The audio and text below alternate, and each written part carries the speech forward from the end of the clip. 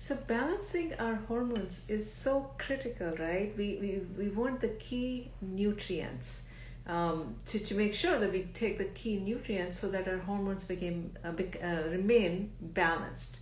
So that's really the topic of today's session that we are going to be talking with Lara.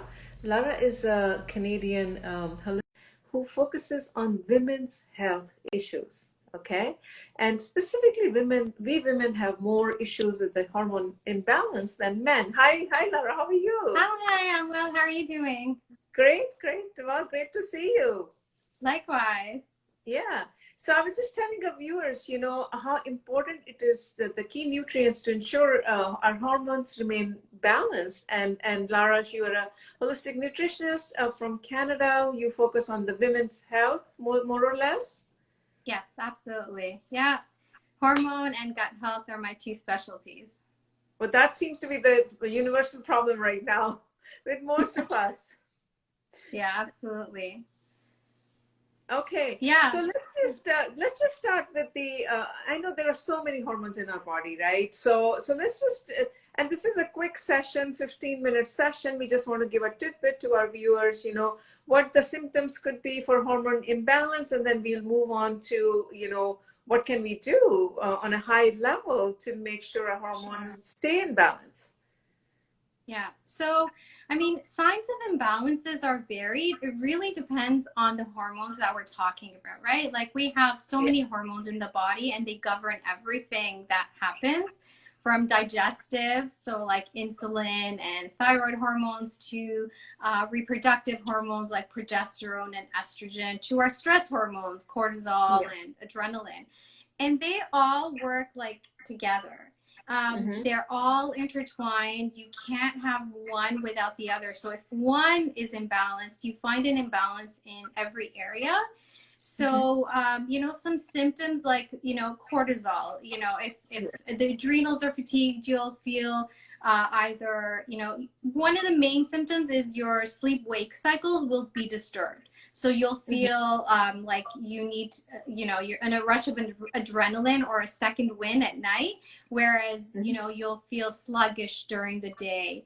Um, you might have skin issues, eczema, things like that from cortisol. So if Mm-hmm. cortisol is off balance, it affects your progesterone and estrogen. So it will affect your cycles because when Yes. your cortisol is off, your progesterone will be diminished because they're made from like the same raw materials. So it's called pregnenolone steel. It affects your thyroid. So thyroid will become sluggish. And thyroid symptoms are, you might feel cold hands and feet, cold nose, Mm-hmm. or a nose that gets hot after you eat carbohydrates. That's a telltale sign of thyroid issues. Your hair will be brittle. Your nails will be brittle and dry and thin. You will feel tired. You might feel constipated.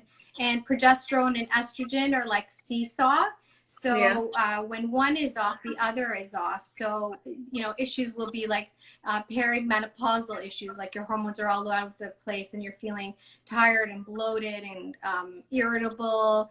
Progesterone is like your Zen hormone.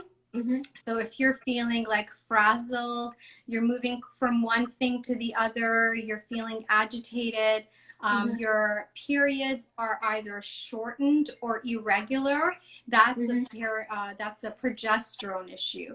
And when I that see. happens, your estrogen goes haywire.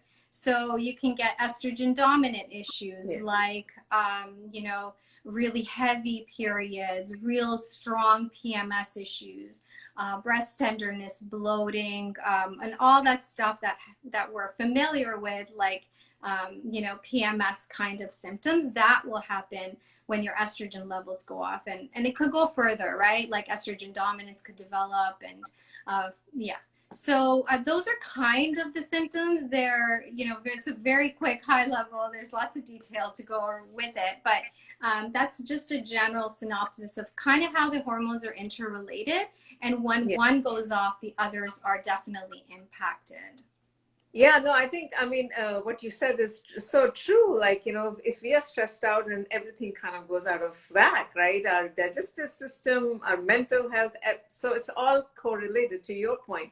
So let's just move on and let's see. So what on again, a framework, right? Of how can we just balance our hormones, at least moving forward after, let's say, we have all these issues that someone has come to you. Yeah. So, I mean, the first thing is like if someone is going through this stuff and it's suffering, like, right, it's Yeah. really when our hormones are off, it's the most uncomfortable thing in the world. So it's the good news is that they could be balanced. It takes a Mhm. little bit of love and care and some attention and some shifts in our lifestyle and our thinking, etc. But the good news is that it can be done. Mhm. So I would say the first thing is look at your life, right? Mhm. Assess your lifestyle. Are you happy with the life that you have? Are you happy with the decisions that you've made? Are you happy in your job? And kind of just reassess the things that you're doing Mhm. and find joy in your life. Because if we can do that, like a lot of other things fall into place. You know what I mean? Yeah. Because that's a stressor. That's a huge stressor in our lives. So that's kind of, one off that I don't necessarily specialize in, but I do call attention to it with my clients. The next is, I mean, just your lifestyle, right? Have exercise that works for you, that you enjoy. Do things in your life that you actually enjoy, including your exercise. Mhm.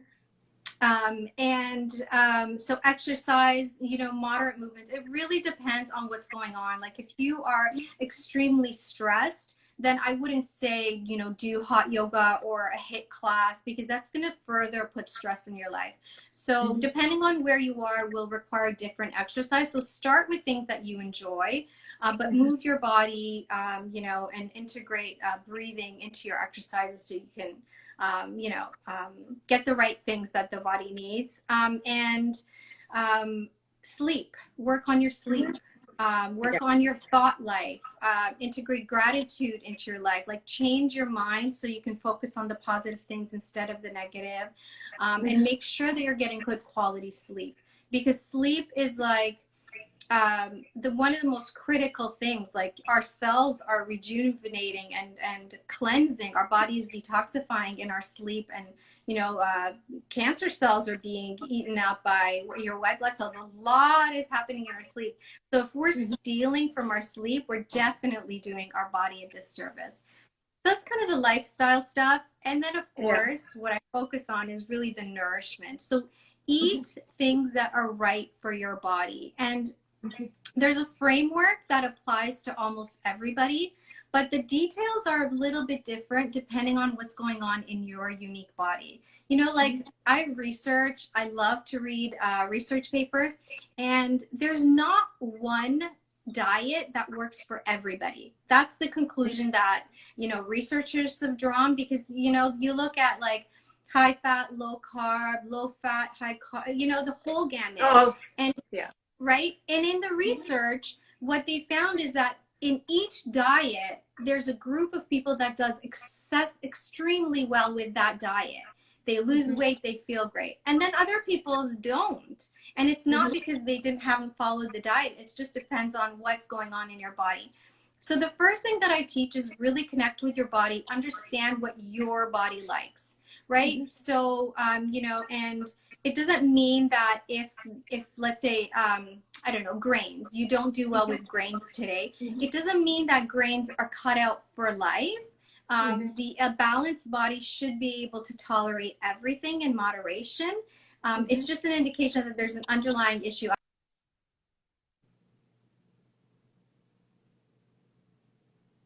need to correct. But the framework is eat food that works for your body.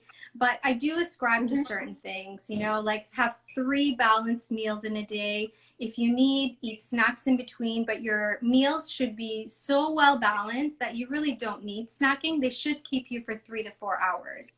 And what that looks like is, I have 2 meals, like breakfast and dinner are generally light carbohydrates, so things that Mhm. are low glycemic. good fat, protein, and lunch, I generally recommend a high carbohydrate plus protein and fat kind of meal. Sorry, I'm just gonna plug in here because it's That's okay. That's my okay. battery. Yeah, no, I think what you're saying makes sense because Ayurveda, right? Ayurveda talks about personalized diet as well. Yes. And then so does functional medicine. And now we have DNA testing like 23andMe, and there's a whole concept of eating according to your gene testing. So there's a lot of things that are going on about personalized diet according to your body type, right? Ayurveda talks about that. Gene testing is doing that. I mean, testing, you get your genes tested and they'll tell you exactly what you should eat according to the genes. 23andMe is doing it, and a lot of other companies are doing that. I think we're having some network issues with Lara, so hopefully she can come back. And, I'm not an expert here. Oh, wow. Okay, so let's see. She should be able to join us back. Just hang on for 1 second, and we'll resume on how to balance your hormones effectively with the right nutrients. So she was talking about sleep, right? The sleep-wake cycle. Then she's talking about the food, taking the 3 meals, balanced 3 meals. Okay, there she's back. Right now, I was hoping that I'm not an expert here, but I'm just trying to rephrase what she was trying to say. So she should be back, and we'll continue with our. There you are, back Hi, again. sorry Thank about you. that. That's okay. That's okay. I was trying my best. Yeah, I'm not a nutritionist. I'm not a You health did person. great. So, all right. So let's move on to the next one. After that, you were talking about the nutrition, right? Yeah. So, so the right nutrients. Okay. So, in order to balance this, so let's start with your female hormones, right? Like let's talk progesterone and estrogen. One of the best things that you can do for that is reduce the stress in your life. And that includes metabolic stress. So eating, processed food puts a stress on your body because you're ingesting things that the body doesn't recognize as food, and you need to detoxify that. So anything that you can do in order to reduce that stress is helpful. And including, so for progesterone and estrogen, it works like a seesaw. When one is diminished, the other one will go high. So generally you find that progesterone is low and estrogen goes high. And the way to rebalance that is generally to help estrogen detoxify out of the body. So I love liver supporting foods. Like I talk with my clients and I'll tell them my favorite organ is the liver because it's so forgiving and it does so much in the body. Like it converts thyroid hormones, it detoxifies estrogen. That's like 2 minor things that it does, and so many other things. So one of the best things you can do is support the liver detoxification function, and that includes food, right? So you include food that detoxifies the liver. So lemons, limes, cruciferous vegetables, garlic, onion, ginger. These are all liver detox. Green tea is an excellent liver detoxifier. Coconut oil is excellent for the liver because it's antifungal and it helps rebalance your gut back. It basically kills off pathogenic bacteria, so it's wonderful for the liver. Doing gut work is really important for the liver because your gut secretes basically toxins that the liver has to detoxify. Carrots and root vegetables in general, but especially beets, are wonderful for the liver, especially in raw. So you can grate a beet and make a little salad out of it with olive oil and good sea salt, and it scrubs your bile ducts clean. So and it really, really is effective to include all these wonderful foods. You don't need to go to supplements. You might have to at some point, but initially to help just cut out the junk and include liver-loving foods, and you will definitely see a difference. The carb cycling, so what I said, having 1 large carb meal at lunchtime is helpful in rebalancing your blood sugar, helping with your insulin sensitivity. And then intermittent fasting, I do like because it takes the burden off the liver's digestive function at night, but in a different way. Like, intermittent fasting, I hear about people skipping breakfast and going to, one of the most important things for your hormones is to have 3 square meals. As women, we cannot tolerate intermittent fasting the way that men can because of our hormones. So having a breakfast is really important, a well-balanced breakfast, but ending like the late night snacking is very helpful for the liver's function and your estrogen progesterone balance. So that's that. For your adrenals, of course, adrenal tonics are great. Like maca is wonderful for balancing your hormones. It also is good for the adrenal glands. Anything black in food, like black beans, black sesame seeds, is wonderful for adrenal glands. Ashwagandha, an herb that you can just use, like I put it in my daily smoothie, and it's an adrenal tonic. So, and besides managing your stress, there is a lot that you can do for your adrenals through nutrition as well. And finally, the thyroid, there's just so many nutrients that the thyroid needs, but things that pop out is vitamin A, and you can get it from eggs or butter or ghee. That's those, or liver. You can eat, if you eat organ meats, you get it from liver. People, and selenium and zinc and copper, and these you can get through food. Through shellfish and just different forms of food. So we need basically a colorful, varied diet in order to have balanced hormones. Good fats, plenty of fruits and vegetables, and and you will feel better for it. Like when I take people through my programs, one of the first things that we see is like energy comes back. They're having regular bowel movements. Their skin is looking better. And these are all just good signs of healthy hormones, but also, balanced blood sugar, and which is really needed for healthy hormones. Because if your blood sugar is all over the place, your hormones are going to be out all over the place. Now, these are great tips. I mean, you pretty much laid out the entire roadmap here for someone, who's having some kind of a hormone problems. And most of us do have, some of the mood swings, some of the symptoms you talk about. I think all of us have, kind of experienced that at one time or the other, And the things that you're talking about, that the food part of it is that focusing on the carb rich food during the mid part of the day, right? The lunch. And then the breakfast, you said the protein dance. Is that what you said? The breakfast should be more proteins. So what kind of like eggs or something? Yeah, so really balanced. So a typical day, let's say a day, and for as an example for a day could be breakfast could be 2 eggs with some sauteed vegetables like spinach or asparagus or mushrooms or garlic and onion, like a little bit of vegetables, a couple of eggs, maybe cooked in coconut oil or grass-fed butter or clarified or ghee. So though that could be a great breakfast. And then a lunch could be maybe a baked sweet potato with a side of fish, or with some veggies and maybe a fruit. So that could be your lunch. And dinner could be or beans. Like if you have legumes in your diet, that's a great place to put your beans, because it's going to help stabilize your blood sugar. And then dinner could be again lighter on the veggies, so maybe some broccoli or cooked light veggies versus the sweet potato or the beans, with some chicken or fish or another lean meat that you would eat, or some grilled tofu for the non-meat eaters. So it's a balanced day, and eating like that will just help balance your blood sugar. Like one of the biggest things for women especially is sugar cravings. And that's a telltale. All of us have that. Yeah. Right? I mean, it's a telltale sign of adrenal fatigue and imbalanced blood sugar. And when you balance the blood sugar, it really helps with the adrenal fatigue, because you're taking stress off the body. So like people skipping meals, that's a stressor for the body. They don't think about it, but it has such a huge impact on the body. Yeah, so that's kind of, and then in between, if you need it, you have a snack.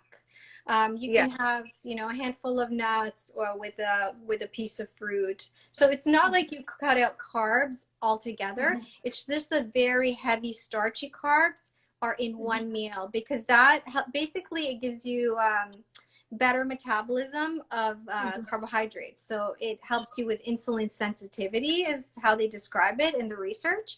And it just helps you metabolize carbohydrates better. That's essentially what that does. And I find it extremely effective for reducing cravings, especially, you know, like the 3 o'clock dip, like everyone's looking for food or something sweet in the afternoon. That really shuts that off. I think that those are great ideas for, and I'm definitely going to try that, because I also, all right, someone just already commented that they really love that. Yeah, because I also have sugar cravings, and oh my God, in the morning, all these blood sugar problems, and I'm trying all kind of things, but I think it happens to a lot of women. I'm not the only one that it happens to, right? Oh yeah, it's such a common thing. It's honestly one of the most common things. And like one of the biggest questions I get is, how do I turn off sugar cravings? Why do I have sugar cravings? And really it's imbalanced blood sugar. And if you eat 3 meals, I just say start with 3 meals. And I'll get them to tell me what they love, and we integrate the things that they love. But it doesn't have to be perfect, but 3 well-balanced meals with your favorite vegetables, favorite food, and then try not to snack in between, but if you need to, it's okay. But that's really it. That's the framework that we start with. And once we do that, it's like, you know, I have people that say, oh my gosh, I can never cut out sweets. I have such a sweet tooth. They'll come back in a couple of weeks and it'll be a completely different story, because they're like, oh, I don't crave sugar anymore. And it's like, yeah, that's true. You don't have to crave sugar. It can be turned off when your blood sugar is balanced. Like, you know, I tell people, like, our easiest thing to digest is carbohydrates, and the brain just wants glucose. That's you know, your master, you know, it just wants glucose. So when your blood sugars dip, you will crave sugar. It's just, you know, a physiological thing. But once you have stable blood sugar, that craving really easily turns off, because the brain has fuel throughout the day, so it doesn't give you those cravings that normally happen. Wow. Okay. A lot of tips here, guys. You know, a lot of people join, and, you know, joining right now. We've been talking about balancing your hormones with the key nutrients, and with Lara's the Canadian-based registered holistic nutritionist. She has given us the entire framework right now. So how would you like to summarize this session for us? Yeah, so you know what I would say is just do the very best you can. So what I generally get people to start with is trying to manage stress, or recognizing that they're actually under stress, and starting with 1 meal in a day. Just focus on 1 meal, and that tends to be breakfast. Just start with breakfast, and then, you know, maybe next week work on a good lunch, and then the following week dinner. But be gracious to yourself. Like, you cannot change everything overnight. If you do, you will fall into a diet mindset, and that's not what we want to do. Like, I would rather have people go slow over a course of 3 weeks or 3 months, whatever their comfort level is, and have longevity for the rest of their lives, rather than trying to do it perfectly and then failing. So go easy on yourself. It's taken you a long time to get to the place that you're at, right? And start with 1 meal. And in that 1 meal, just focus on whole foods that are balanced: fat, protein, carbohydrates. And you will be fine. But yeah, there's absolutely lots you can do. And of course, people could connect with me. I have programs that I run. I work one-on-one as well. So lots of help and tools that's at your fingertips. Yeah, well, no, I think amazing session. You know, for you've given us so many tips and the programs, and I think people can at least get started, like you said, simple, small changes, like 1 meal at a time. And when you change it, and then you go, okay, next week I'm going to change my lunch or what have you. And hopefully, you know, by the next couple of weeks, people, at least we feel that the hormones are being balanced, right? For sure. Yeah, absolutely. Yeah. Well, thank you so much, Lara, for being, I see the hearts kind of flying. So to all the viewers, amazing session. To all the viewers, help us share these sessions. Let us know the feedback. You know, we appreciate your support, and thank you to you, Lara, for being with us and telling us all these things. My pleasure. Thanks for having me on. Yeah. Thank you. Bye-bye. Okay, bye.